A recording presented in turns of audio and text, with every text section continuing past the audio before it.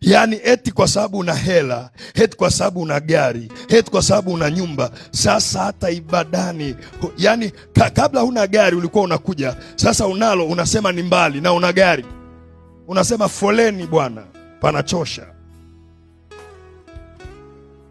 Leo najisikia, Jumapili ya leo nimeona nitoke out na familia yangu.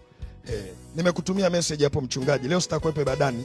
Jumapili hii ya mwisho wa mwezi mimi na familia yangu tuna utaratibu wa kutoka out. Jumapili, sio Jumamosi, wameweka Jumapili. Yani kwa hiyo ibadani no, wako ufukweni saa hiyo wanapunga upepo. Ukiona kwa sababu ya fedha na mali, anyway, inawezekana wewe unaona sio kwa sababu. Ukiona fedha na mali zimekuja zimekukuta una moyo wa ibada na kumwamini Bwana na kumtumaini, halafu ghafla unaanza kupoteza moyo wa ibada, halafu unajiona kwa sababu ya fedha na mali hauna unachopoteza, hata kama uendi ibadani. That's a warfare, that's a spiritual attack.